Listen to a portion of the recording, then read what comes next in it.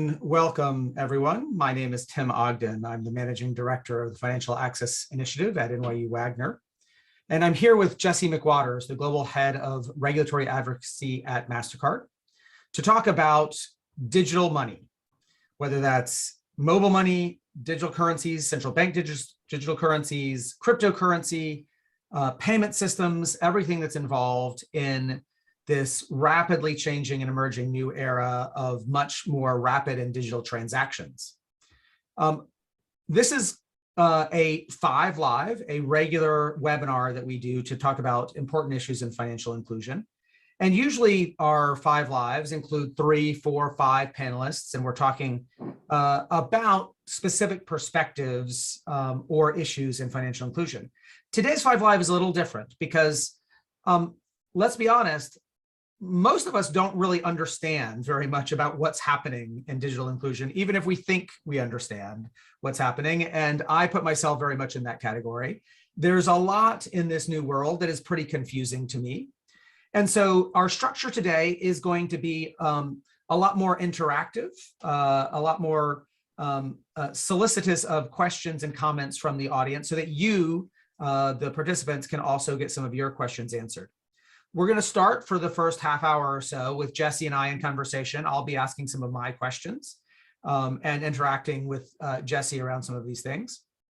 And then throughout, I would strongly encourage you to use the chat function or to use the Q&A function to input your own questions. And I may just promote some of you to panelists to ask your questions and engage in the conversation as we go. So hope that's okay with you. I won't turn on your video right away. Now, returning to some basic housekeeping, if you are not a subscriber to the Five or to the faiVLive, you can do that at bit.ly/subscribe5. It is our attempt to engage with the world and lots of things that are happening. For longtime readers of the Five, you know there hasn't been one in quite some time, as we've been working very hard on the Small Firm Diaries project, which is our major in the field research project right now, following the financial lives of small firms of 2 to 20 employees in 7 countries. You can learn more about that at smallfirmdiaries.org, and I think that will be of significant interest to a lot of the people who have interest in digital financial inclusion.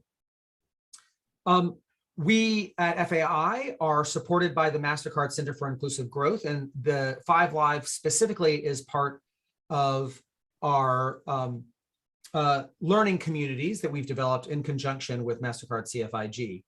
And the idea behind the learning communities, specifically learning communities around micro, small, medium enterprise and around household financial security, is to make sure that the various participants around the world, researchers, practitioners, policymakers, fintechs, banks, product designers, are really informed and up to speed on key ideas that are happening in the world. And so that's what we're here to do today, is to talk a little bit more about one of the things that's really changing the underlying infrastructure, although significant questions about to what extent it is, in fact, changing the underlying infrastructure of financial inclusion. Again, if you know me, you know I'm pretty skeptical about technology changing underlying structures. So that's one of the things we'll be talking about today.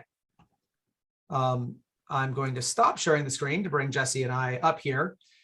Jesse, thank you for joining us. I imagine, given that you are with Mastercard, there's probably some caveat disclaimer that you should probably start with. But as part of that, would you just explain a little bit more about what your job actually is as Global Head of Regulatory Affairs? Sure, I'm happy to do that, and really delighted to get to be here today and to talk to folks about an issue that I'm really interested in and have been for some time. My interest and involvement in this space actually sort of long predates my time at Mastercard. From 2013 to 2019, I worked at the World Economic Forum, leading their research and thought leadership on new technology and financial services, including, as you would expect, a lot of time spent on blockchain and crypto, writing some fairly substantial reports on that topic. And then in 2019, joined Mastercard as their head of global digital public policy, really sort of at the intersection of all things new and digital thinking about how we as a company engage with and support the objectives of the public sector in this space. And then fairly recently was promoted to lead our global regulatory advocacy. But as you would expect, still spending a lot of time thinking about issues like CBDCs, stablecoins, and all the sort of exciting new technology that we have. In terms of caveats, I guess what I'll say is that I'm really excited to have a sort of an open and free-flowing discussion. And so I'll sort of take my Mastercard hat off for a lot of this discussion. And so much of what I'll say will be really sort of my personal view on things, on the direction that some of these technologies might take, as opposed to a Mastercard official point of view. Though I may inevitably sort of point to some Mastercard projects and services along the way as illustrative examples. Great. So, Jesse, the start here is we've got, in my mind, a big terminology problem. It's not as if the phrase money is sort of a well-defined concept in the first place, and people have been having arguments for hundreds of years of what the definition of money is. And then we add digital to that. And particularly in the financial inclusion space, we started this transition around mobile money, and now a conversation about currency. So let's just start with, what's the difference between a payment system and a currency or a digital currency? Because from my mind, mobile money, the phrase we use, mobile money, is we're really talking about payment systems. We're not actually talking about money. Is that right? I think that's fairly right. I mean, to take a step back and sort of talk to you about how I think about these systems as a whole. And I sort of think about them at the highest level as having sort of three layers in a stack. At the base of that stack, you have the store of value. What's the thing that we are actually exchanging in a payment that sort of is representative of that value? If you think about the early days of mobile money, that might start with not actually a traditional currency, but instead airtime minutes. But we place a value on those, and so we're able to sort of exchange them and have that sort of be valuable. It might be a claim on the central bank. It might be a claim on a commercial bank. It might be a claim on sort of next month's harvest, right? There are a lot of different types of underlying stores of value we can use. The next layer in the stack is the payment network itself. How are you and I exchanging that value? It might be, if it's a $100 bill, claim on a central bank, I might pass it to you. If it's a claim on a sort of a commercial bank deposit, it might move through an automated clearinghouse or some sort of other bank-to-bank payment network. A lot of different payment systems that can get used there. And then the last layer, but one that I think is absolutely crucially important, is what is it that provides governance around that transaction? What is it that gives you and I, as two counterparties engaging in a transaction, confidence in that transaction? And that could be, hidden in that layer is a whole bunch of things, right? It's regulation that gets wrapped around this, but it's also what those of us in the payment space might call scheme rules, right? If you think about your ability to get your money back if somebody steals your debit card, that's an example of governance. It's not provided by regulation, but instead is sort of wrapped up as part of the value proposition of the particular payment network.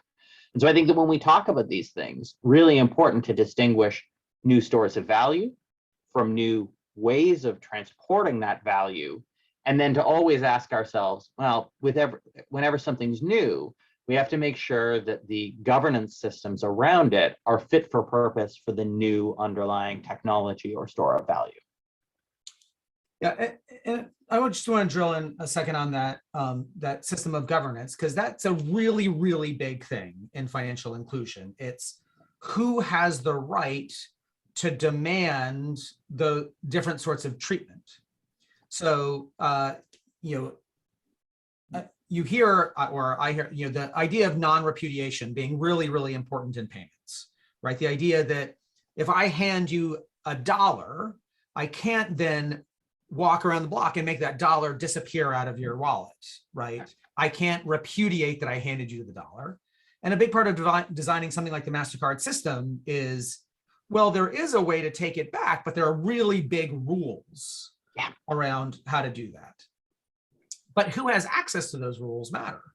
Particularly we talk about a developing world context of just because there's a digital transaction record doesn't necessarily mean that you can get the person who's in charge of that to do anything about it. Yeah, you actually need a dispute resolution system, right? And you need a sort of a practice of enforcing that, right? And if you can take a step back and think about it as game theory, right? It's a repeated game in which the people who are involved, the organizations that are involved in enabling that payment network, need to come back each day and sort of know that they're going to be able to trust that those rules are still going to be enforceable. And I mean, I think we can see really recently how minutia that people see in terms of their interaction with payment systems, and don't necessarily always sort of read the fine print on, matters, right? People who made forward-looking purchases in 2019 to say, go to a concert in summer of 2020, might have found out that they had different protections from the sort of inevitable COVID-related cancellation on that, depending on the way in which they paid. And having a system in place that provides those protections and then actually allows them to be executed even during a really turbulent time like the one that we've just gone through is really important. Ultimately, obviously, there's a bit of a cost trade-off here, right? Like the more complex those rules are, the more robust those protections are, the more costly actually running that system is, right? And running dispute resolution is a non-trivial task. And so to a degree, you get into the conversation of what's the right level of protections for a given type of system. But I will say here that one of the things, and I'm maybe getting ahead of myself, but one of the things that sometimes gets brought up as a benefit around blockchain-based systems is, they settle instantaneously. And it's always sort of presented as a value, right? And certainly if you work in the capital market space, that has value to it. Everyone kind of wants to get settled quickly. But what's your ability to unwind that transaction if it was actually fraudulent? And I think this is particularly important in cases of financial inclusion, where people may be early in their personal journey of interacting with digital payments. Their trust in the network may be particularly vulnerable.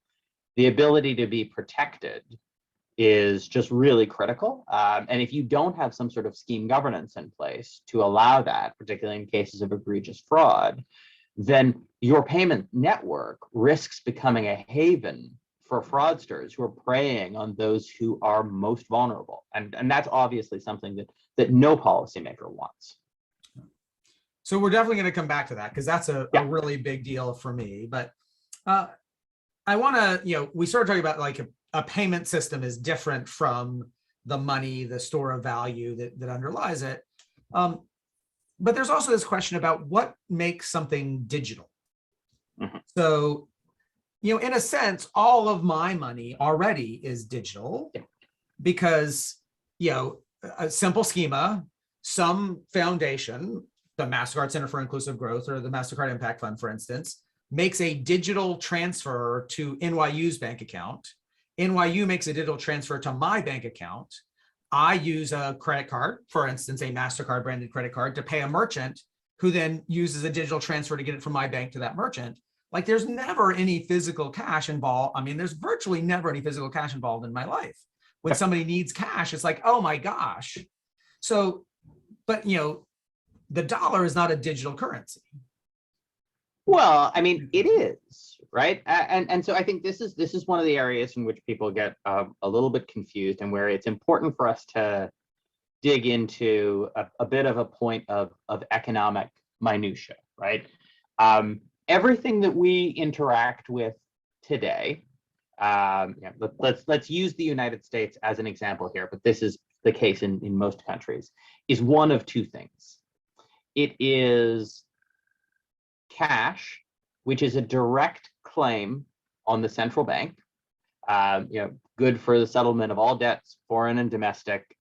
Critically, like you can only pay your taxes using U.S. dollars. Ultimately, like that is a direct guarantee from the government. And then, but it's not digital. So you have a guaranteed asset from the government, not digital. And then you have everything else that we interact with. Credit cards, Venmo, PayPal, Apple Cash, Cash App, whatever it is, it's all digital, but none of it is actually what an economist would call central bank money. It's instead, if you have an account at Citi, it's actually a liability of Citibank. And so when you go and you take a $100 bill and you deposit it at a Citibank ATM, you've shifted from a central bank liability to having a commercial bank liability.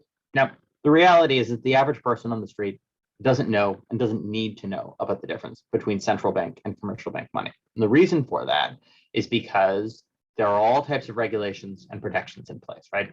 If Citi gets into trouble, the Fed, as the lender of last resort, will extend some credit to them to keep them solvent. And if, God forbid, they were to go bankrupt, very unlikely given the regulatory framework that they exist in. But if it happened, your deposits are protected by the FDIC, right? So not really that much of a difference from the perspective of your average consumer. But when we talk about a central bank digital currency, it's taking those two things instead of putting them together, right? It's about saying, okay, we're going to take this digital asset and we're going to take this central bank guarantee and put them together. And really, foundationally, that's all that a central bank digital currency needs to be. It doesn't need to use new technology. It doesn't need to offer any new features. And it is reasonable to ask whether or not that in and of itself creates any new benefits. But the reality is that most of the time when we talk about a CBDC, you're talking about a system that would get built from scratch. It would probably incorporate new capabilities, use new technology, and so that might have some ancillary benefits, but they're not necessarily always directly linked to that central bank guarantee. Yeah, I mean, it seems to me a lot of the conversation about central bank digital currency sort of also, in the same way, bundles in the idea of accounts for everyone, which is an entirely different question of whether the currency is digital and who is going to create and maintain the accounts for people. Yeah, I think you hit on a really good point here. And I think that it goes back to the story of sometimes we hear about an exciting new technology and we sort of latch onto it as a solution without really necessarily thinking about what the underlying problem is. And so I heard, I'm sure that lots of folks here read all kinds of stories in 2020 saying, oh, this distribution of the CARES stimulus payments, it was a bit of a mess. There were all of these problems, these people getting paid by checks, taking months to get their money. What we need is a digital dollar. But let's take a step back for a moment. What was the actual problem? The actual problem was really one of two things. It was either people didn't have a bank account or they didn't have the IRS didn't have their bank account details, and so couldn't send them the money via the ACH, right? Like if they had a bank account and if they had the IRS had the details, in a couple of days, the money just sort of landed in your account, right? And so the underlying problem isn't actually the payment system. It's account access, which is an entirely different kettle of fish. And it's about digital identity and the ability to sort of demonstrate like, hey, I'm a person who's entitled to a CARES disbursement. Here's where you should send the money and here's why you should trust that I am who I say I am, right? You could solve these problems as part of the building of a digital dollar, but you don't necessarily need to build a digital dollar to do it. And this is when I talk to governments about the idea of a CBDC, one of the things I always say is like, make sure that you're picking the right tool for the job. Figure out what the policy objectives that you want to deliver on are, and then look at the various different ways that you could approach the problem and figure out, given your particular situation, what the right tool is. So you touched on digital identity there, and that is also another thing that I want to come back to because it has tendrils that go in a lot of different places. And it's another one of these things that often get wrapped up in cryptocurrency or blockchain conversations is digital identity. And I imagine I'm not the only person in the world confused a bit by the digital wallet, the proof of identity, and the relative anonymity that crypto offers. And it feels like I'm always sort of chasing my own tail on this of if crypto offers this, the blockchain offers the transparency of the transactions, but it's attached to a digital wallet, but there isn't a digital identity. Who maintains the digital identity? Is it privacy enhancing, or is it privacy destroying? I know that's a pretty complicated question. It's probably going to require you to go way, way back to the beginning. So maybe I'll make it a little easier on you and say, let's start talking about blockchain and what blockchain actually is, independent of crypto, or a particular cryptocurrency, just blockchain. And is it really any different than a bunch of copies of a spreadsheet? Yeah, so I think there are kind of three questions here, right? Like, what is blockchain? What can you build with it? And what do you want to build with it? Because depending, that last question, depending on, what your actual preferred end state is, varies a lot. So foundationally, like, I think one of the things that we maybe do wrong when we start talking about blockchain is the first thing that we do is we start trying to tell people how it works, try and educate people on, usually how does the Bitcoin blockchain work? And this is kind of odd to me, right? Because, when you pick up a new iPhone, you don't ask yourself, oh, I wonder what chip they're using. And you're just like, what are the new features? What does it do, right?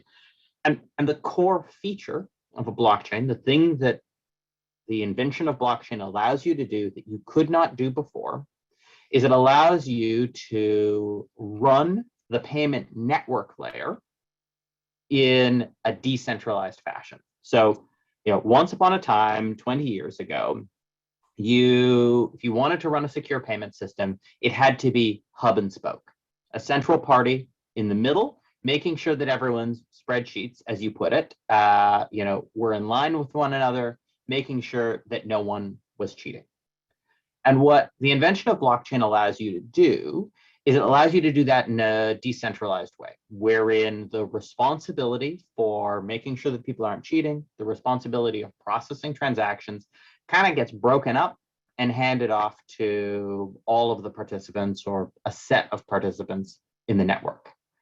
That is a really neat trick.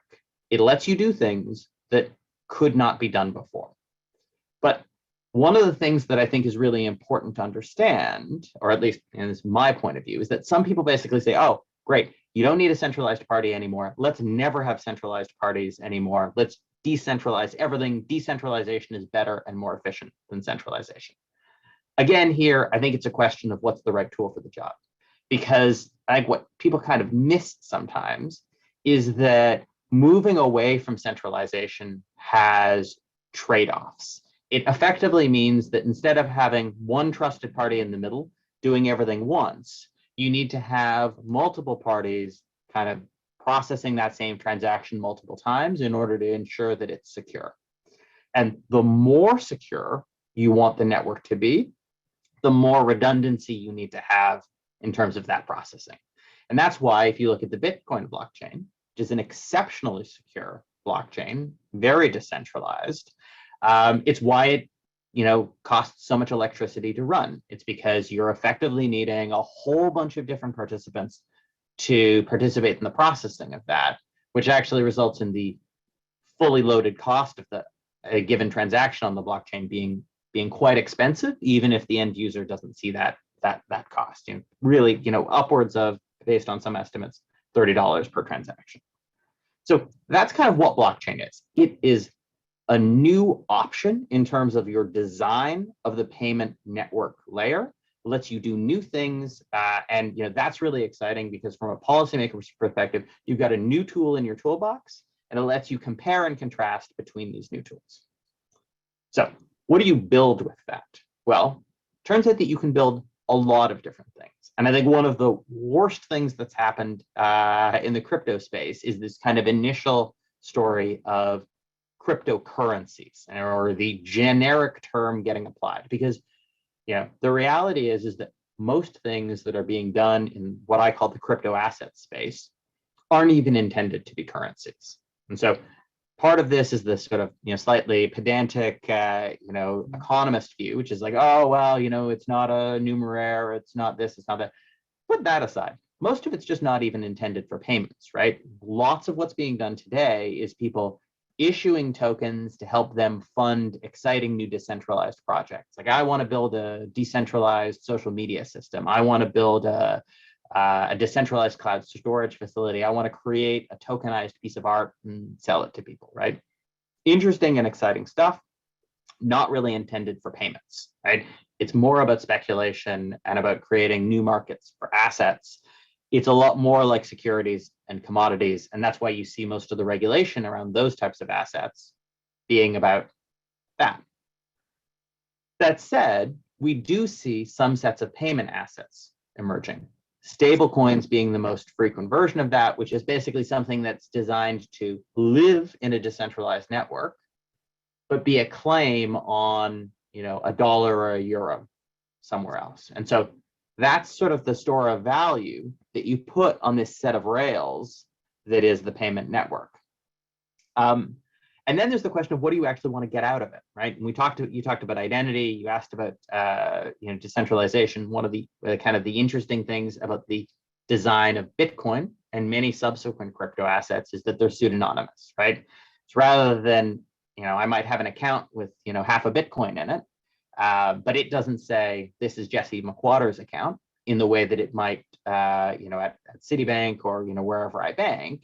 Instead, it says this is a long sort of string of digits account, and that particular hash is associated with me.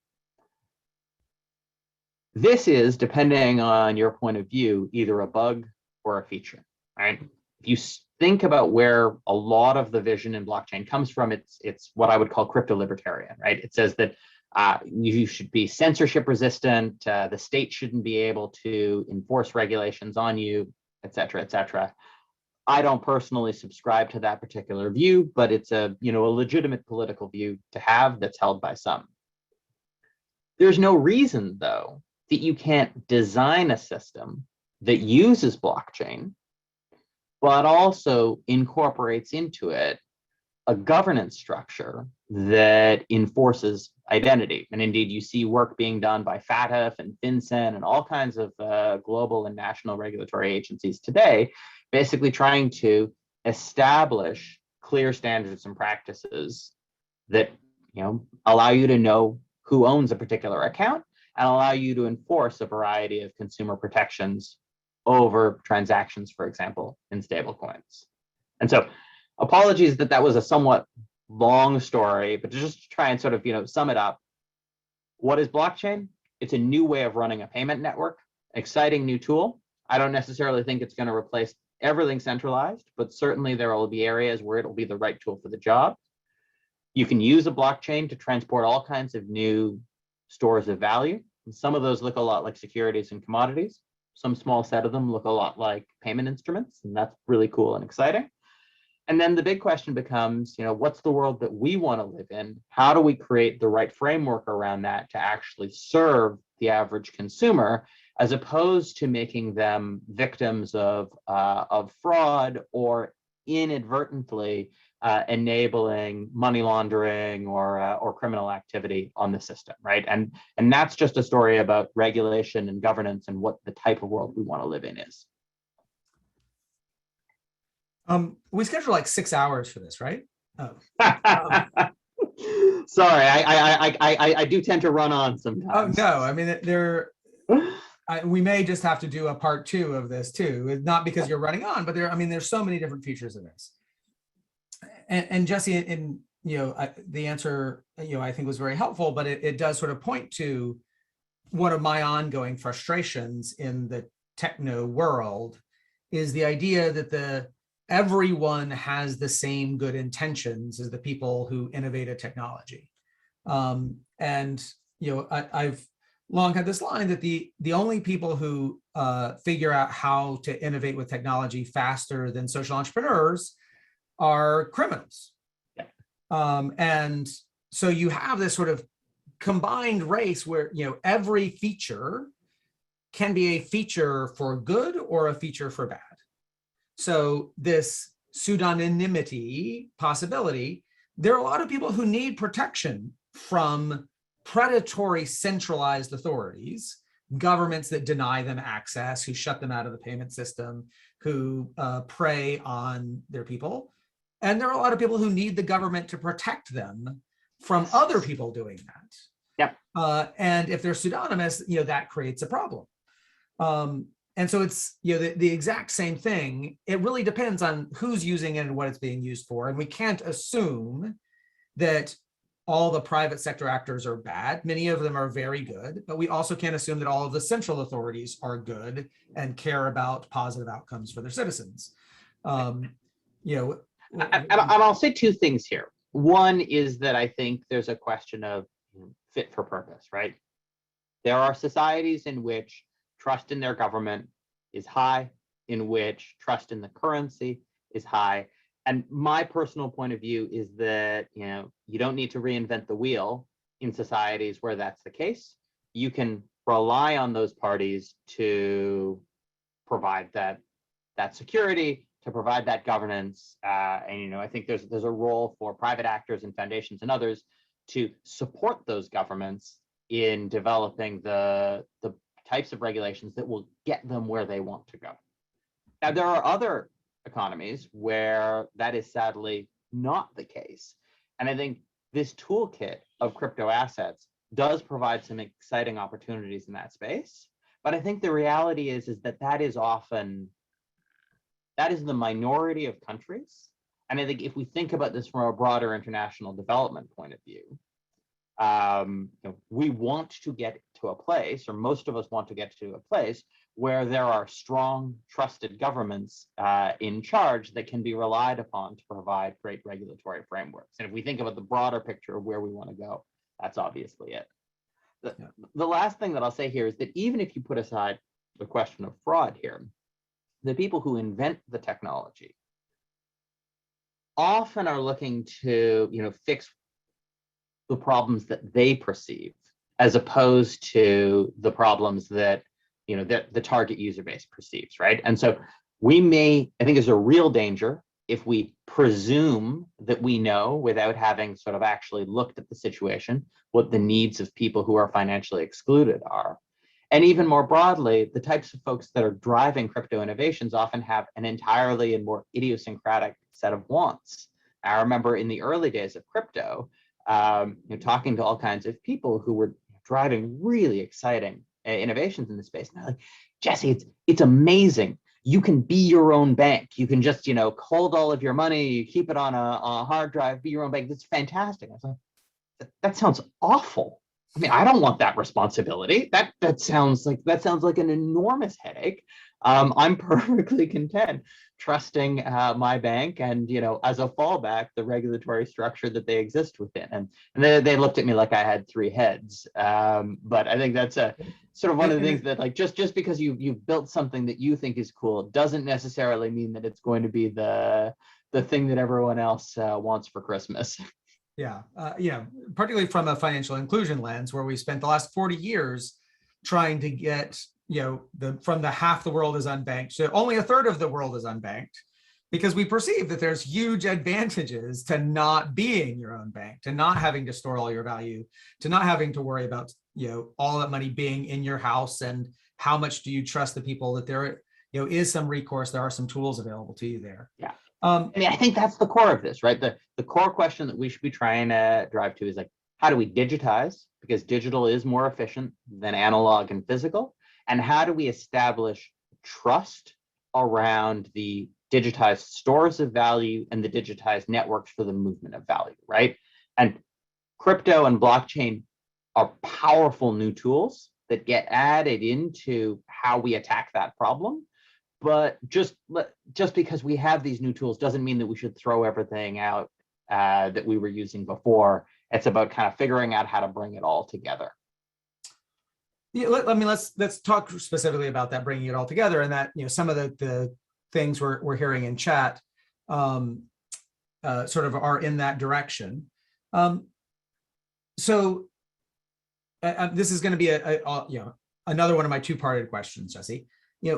One is China, as far as I understand it, has banned crypto transactions. India is on the verge of banning crypto transactions, whereas Nigeria has introduced the central bank digital currency, as has the Bahamas. Mm-hmm. So let's talk about why a government beyond the pseudonymity might want to ban crypto transactions, and what is the use case for a country like Nigeria, a country like the Bahamas, of introducing a central bank digital currency. What problems beyond just a payment system might that solve? Yeah, so, okay. I'm trying to think about the best way to approach this problem. I think that going back to my sort of old framework of store of value versus the sort of the network, the system being used, right? So as it happens in the case of the Naira, they are using a blockchain-based system, but a CBDC doesn't actually need to use a blockchain-based system, right? It's just a digital instantiation of central bank money pushed out to a retail population in the case of a retail CBDC, right? So there's no reason, for example, that you couldn't run it on the back of an existing real-time payment system if you happen to have one, or couldn't build a real-time payment system that instead of having commercial bank money flowing over it, had central bank money, right? So I think that's just sort of the first thing, right? There's a network technology perspective versus store of value. And then the second thing is banning these currencies. I think that there are a couple of things at play here. So one of them is a fear about currency competition, right? So I might be concerned that as a central banker, that my country's currency could be supplanted by some foreign currency. That could be Bitcoin. And indeed, when you look at the sort of the history of development of the ECNY in China, they really started this in response to Bitcoin, because they looked at it and said, oh, we don't like the idea that this is challenging potentially the role of central bank money. We think it's important that the central bank control the primary store of money. And then it's perhaps the case, and this is me speculating, that they also looked at it and said, well, we have capital controls in place that we think are really important to the structure of the economic model that we're running. Bitcoin provides a sort of this pseudonymous mechanism for people to move assets out of the country to circumvent those capital controls. We don't like that. We want to try and figure out a way of locking down on this. There's also clearly a set of concerns, and these are felt, I think, in almost every country, about consumer protection, right? There's a lot of regulatory protections that don't yet exist in crypto markets, right? And so we see market manipulation, we see pump and dump schemes, we see wash trading, we see money laundering. Yeah. Does all of that happen in conventional markets as well? It does, but there are fewer protections and fewer regulations for it in crypto land. And one of the ways that you can address that is to ban the asset. That's a particularly broad-based way of doing it, but countries get to choose their own path. Seeing lots of other people taking a bit of a more nuanced approach to it, trying to sort of tweak around the edges as opposed to ban. And then in terms of your question about what can a central bank digital currency do, how can it create value? I think what we're seeing around the world is three categories at the highest level of central bank projects. The first one are projects that say, we need to build a CBDC in order to preserve the role of the central bank in a changing world, right? And so if you look at Sweden, they interestingly kind of started developing a CBDC because they have an almost entirely cashless society. And they said, oh, we're actually a little bit uncomfortable what would happen if people couldn't directly access a central bank money. And so we're, if people don't want our old product, which is these physical notes, let's create a digital version of it. Or in the case of Canada, they looked and they said, well, we don't actually think that a CBDC is going to create any value. We have, a sophisticated retail economy, financial inclusion is very high, et cetera, et cetera. But we are a little bit worried that at some point somebody could try and compete with the loonie. And so we're going to build a CBDC, but kind of keep it in the garage. No plans to launch it, but we want to be ready just in case we have to push back to protect the role of the central bank. So that's the first category. The second category, and I think you've kind of seen this in the Bahamas and with the Naira, is folks saying, hey, if I build a new piece of financial infrastructure, if I start from the ground up, I can bake into that from the beginning a whole bunch of different exciting policy goals. Financial inclusion, increased digitization, new ways of delivering government payments. I might be able to put programmability around it. None of that actually requires the central bank to be the actor that does it. None of it actually requires the money on the system to be guaranteed by the central bank. But hey, the central bank might be the best player in a given market to deliver that sort of system, right? And so I think exciting opportunities there. And then the final category is you're seeing some folks do this because they have a set of unrelated policy goals that they want to drive, right? Like if you look at the statements coming out of the ECB around their CBDC and say, well, we want to have sovereignty and independence. We don't want to be vulnerable to foreign sanctions. We want, a greater degree of our retail payments to be driven at home. And one way that we can do that is by having the European Central Bank build a CBDC. Right? And so, to focus this in on financial inclusion, I think what you're seeing banks in emerging economies say, hey, there is an opportunity here for us to take the latest technology and to be the core driver behind the development of a new payment system that can fix some of the problems that we have. And hopefully, they've looked at the situation, they've looked at the different tools at their disposal and said, this is the right one to meet the policy goals that we have. And I think that's really exciting.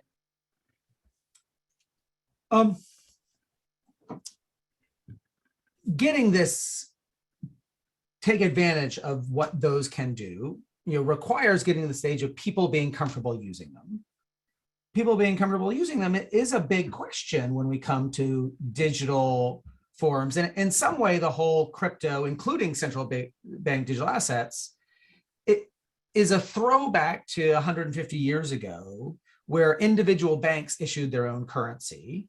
And you had to know that this wasn't a dollar, this is a Chase dollar, and this is a Citibank dollar, and this is a Bank of America dollar, and how do those relate to each other? And they're worth different things in different places. And you have to know what each of them looks like, because somebody could pass on like, oh, this is a Chase dollar. You've just never seen one before. This is what they look like.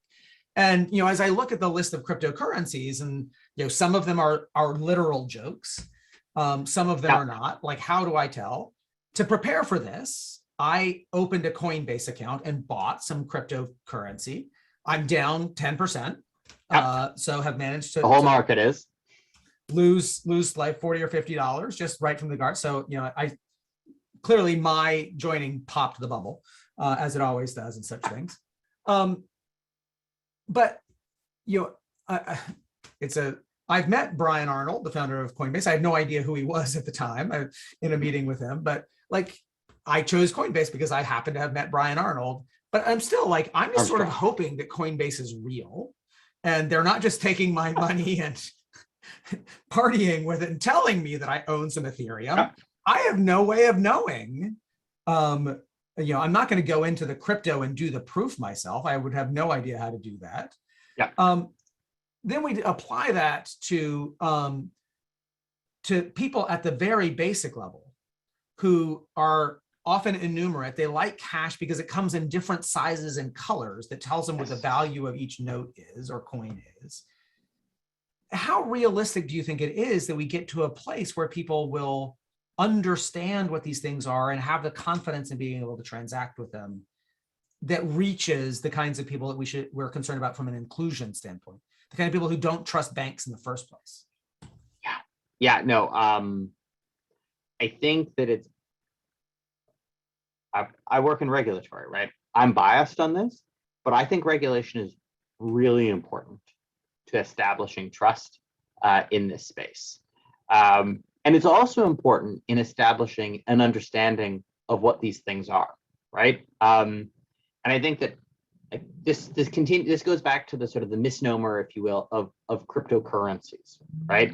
Like, I think of buying Ether less like buying, less like putting money into a foreign currency, buying yen or something, and more like buying stock in Amazon Web Services, or if you could buy that individually, or even buying like Mastercard stock, right? Mastercard is a company that is involved in supporting payments across multiple rails, but we don't recommend that you use our stock as a payment instrument, right? It's a claim on the company and the work that we do, and the profits that we try our best to make, and thus, depending on market sentiment, it fluctuates over time and does all sorts of different things, right? And so fundamentally, I don't think that an asset like Ether or like Mastercard stock is a particularly good system of payments, right? We think that stable value is really important in this space, and then we think that once you have that stable value from the perspective of a payment instrument and fulfilling payment use cases, you need to wrap customer protection and you need to wrap strong regulation around it. And personally, I just don't know how you get there without establishing a set of standards within the industry and without establishing strong compliance practices. And so what I mean by that is, if you're talking about a stable coin, there should be a common standard that folks are held to in terms of, what does a stablecoin actually represent in terms of my claim? Is it a claim on the issuing company? Is it a claim on the assets that issuing company holds in a commercial bank account somewhere? What exactly is it? How can it be traded? What happens if the system breaks down at some point, or if a mistaken payment is made? Establishing all of that as standards for the industry, and then putting compliance in place that checks to make sure that all of the actors participating in the system are actually being held to that standard. I think that you need to do that in order to establish trust and buy-in. And we talk about customer trust. In banks, for example, it's not even enough for that to just be rules in place. Those rules need to be structured in the consumer interest, and the consumer needs to be suitably educated in them, right? If we talk about reasons that people have lost trust in banks, it's not because the banks are unregulated often. It might be because they had a bad experience with overdraft, a product that they didn't understand or didn't even know they had, and then they ended up on the hook for a $35 charge or something, right? Just how do you structure developing the countries system? That's often just about the bank has no interest in serving very clearly, like, you're not welcome in this building. I mean, and there is clearly a genuine problem that we still need to engage with there about 4 very small holding.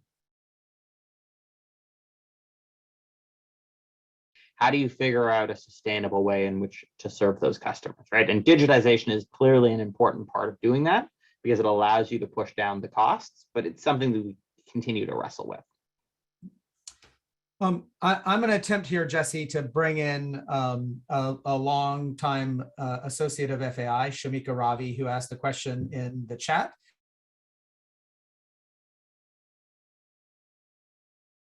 That works. And I can ask your question if we don't make it work, but Shamika, go ahead. Connected. Jesse, I doubt if India is going to ban it, despite the conversations around it. I think There is a genuine confusion. There is a genuine apprehension because of just the level of financial repression that India has, right? We have a very large part of the market, which is, sorry.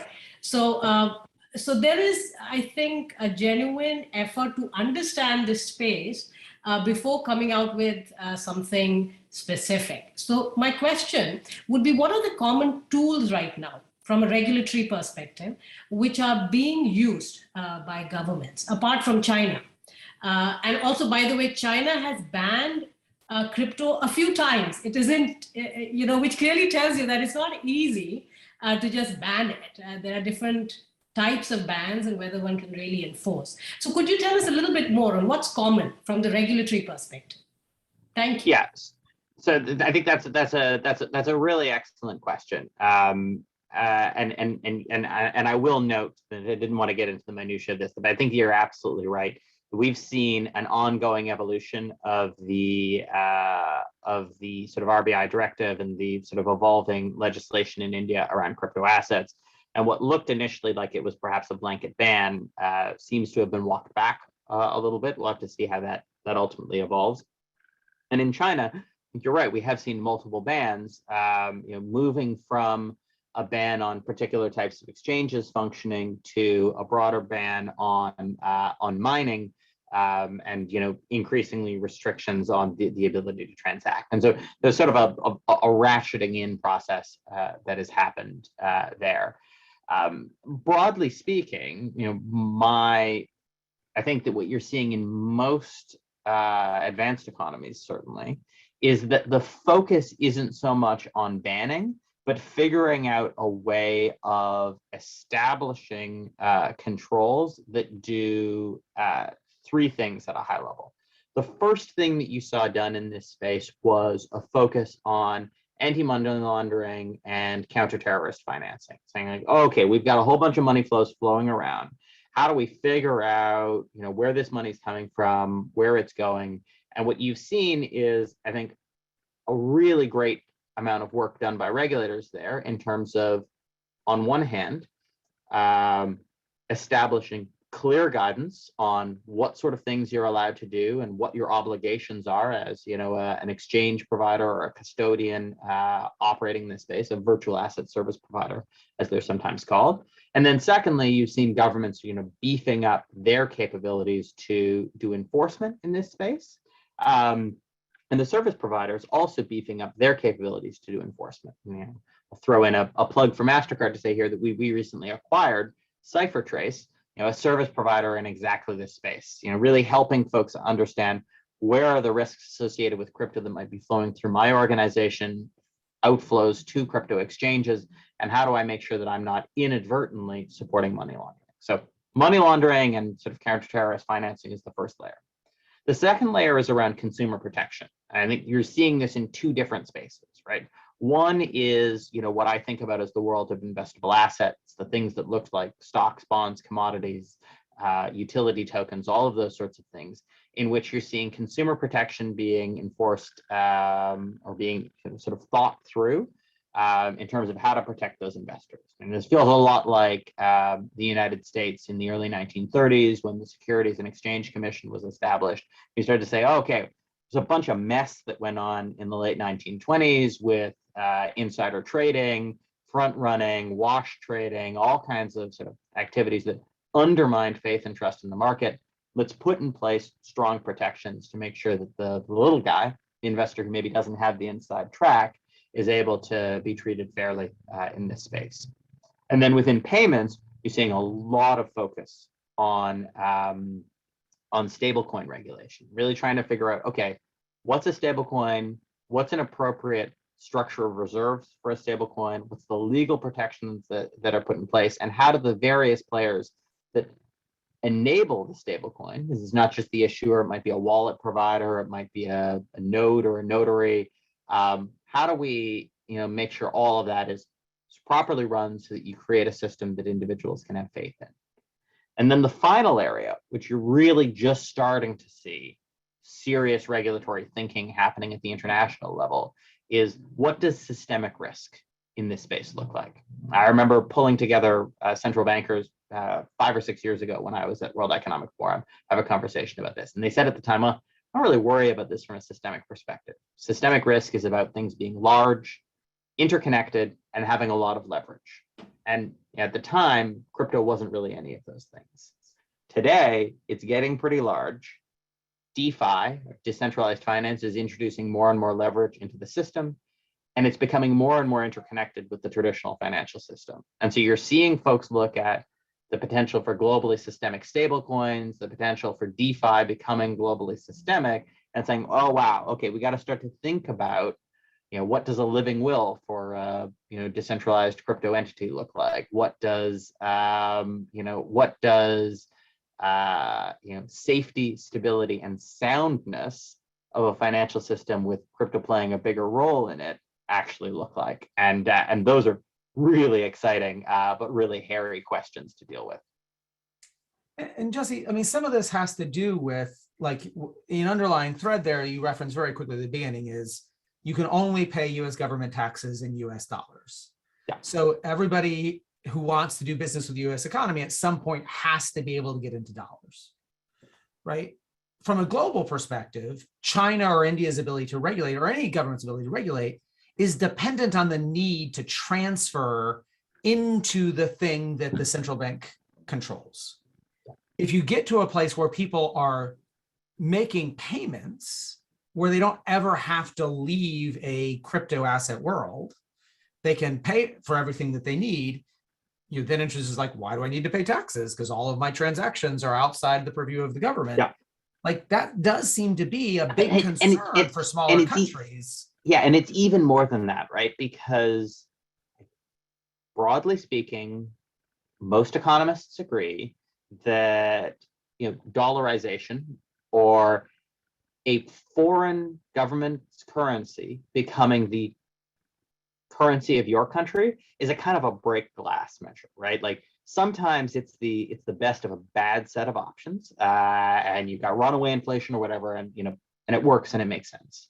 But most of the time, you want the central bank to be able to control this because it gives you more policy levers. It gives you more ability to make sure that your economy is set up to deal with your economic conditions, as opposed to, the economic conditions of a foreign country that might be far away. And so, put aside crypto, one of the concerns that you see a lot of people talking about with CBDCs is, if I'm a small country, is there a risk that my big neighbor might have their CBDC flow into my country, and suddenly I find myself de facto dollarized or euroized or randized because I happen to be in the neighborhood and folks would rather hold that currency. Now, there are things that you can do to prevent that from happening from a policy perspective, and lots of central banks are wanting to design their central bank digital currencies to prevent it having deleterious effects on their neighbors. And I think that's an important thing to be thought through and to do. But I think it shows you the way in which these kind of new monetary innovations can have detrimental effects, because we know that economies that have this happen to them have less control of their monetary policy, tend to be deeper in debt, and that once you're in that situation, it is really hard to figure out a way out of it, because it's a sticky place to be. Yeah, and we see, one of the stories in crypto is Axie Infinity becoming a de facto currency in Venezuela, a place where the government has totally lost control of monetary policy, and in some other countries that are highly inflationary, and raises the question about capability, right? These regulatory enforcement depends on a set of regulators who can keep up with the technology, and in many of the countries that we're most worried about, just general regulatory capacity is a problem. Yeah. My friend Caitlin Sanford had a question, Jesse, that sort of builds off of that, and I think that's where we're going to have to start wrapping things up. But it's a combination of, there's some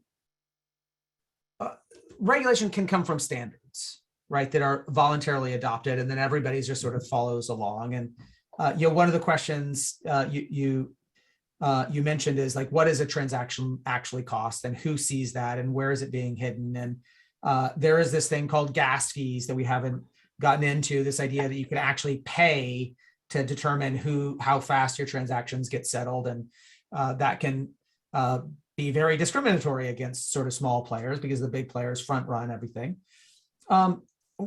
where are we in knowledge of how much crypto usage outside of like wild speculatory stuff, right? There's people in every country who are betting that Bitcoin's going to double, but actual usage of crypto of any sort in developing countries. And do you perceive that we're going to get a de facto centralization of big platforms like Binance and Coinbase becoming de facto regulators, because those are the biggest markets and traders across this, that like how they choose to work with consumers becomes a global standard? So first, I'll say that I think that, again, really important to distinguish between the investment in these assets as speculative vehicles for appreciation and payments. And from what I am seeing, there is very little activity currently happening where you are seeing significant payment flows being denominated in these assets. We've seen an enormous expansion of stablecoins, assets under management, but the data seems to show that almost all of that is being used to buy and sell other forms of crypto, not to go and buy a pound of chicken at the market or something, right? That's not really what we're seeing it used for in most circumstances. Does that include remittance transfers? Yeah, I think that we're still seeing that remittance flows in this space are relatively limited. Like, that's obviously an area where there is long-term potential for this technology, right? Like, one of the problems in cross-border is that it's both legacy systems and highly fragmented, necessarily, in the sense that you're talking about flows moving over almost 200 countries, right? Again, and I apologize for going off on a tangent here, but like I think it's really important to not see technology as a silver bullet here, right? Like, there are other problems like regulatory alignment, like the interaction between anti-money laundering rules and data privacy and protection frameworks that create really interesting frictions. There are a whole bunch of challenges around making those flows work that, if you're going to follow the rules, don't necessarily mean that just a new technology is going to let you bring the costs down to extremely low. It's not that simple, particularly when you start to think about cash in and cash out costs, right? Like, I might be able to send a stable coin to Kenya, quite quickly, but what's the cost for me to move dollars into the stable coin? What's the cost of the person on the other side to move them out to get shillings that they're actually going to need to use to pay, right? So there's a lot of complexity in this. I don't think that we're at a significant risk of Binance or Coinbase or the incumbents in this space who have driven some really exciting innovations becoming de facto regulators. And indeed, I think we're seeing them learning over time how to speak the regulator's language, but that's not a process that happens overnight. And ultimately, this is an area that regulators at an international level are very concerned about. And you're seeing processes happen whereby folks like the Bank for International Settlements, the Committee for Payments and Market Infrastructure, are thinking through these challenges, thinking about regulatory principles. Those in turn are getting handed down to folks like the IMF and the World Bank, who are thinking about what that means for developing economies. And then over time, I suspect we'll start to deliver technical support programs to regulators in emerging countries all over the world to say, okay, here's how you can align yourself with the global standard that has set and been come into fore in the broader economy, and we can help you do it. It's not going to happen overnight. It's not going to be easy, but I think it's the right direction of travel. And I think we're seeing more and more public sector engagement in making sure that there's the right direction of travel here. We are over our hour, so I am going to wrap us up. I do want to just draw in, in closing thoughts, a thought that came from, it actually only displays part of Mohammed's name, Mohammed Rizwanul, and then ... So apologies, Mohammed, but thanks for the comment. the real question here ultimately is there's a new tool that has possibilities to allow us to design new products, new services, new policies, reach new people. But tools don't ever do anything without the people who desire to actually serve specific people.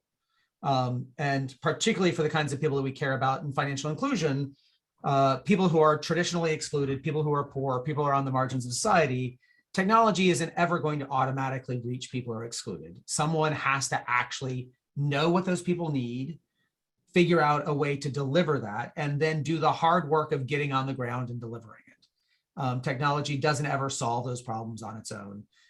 Even if you call yourself a decentralized autonomous organization, it doesn't happen without a human being getting in there and deciding to do the hard and dirty work.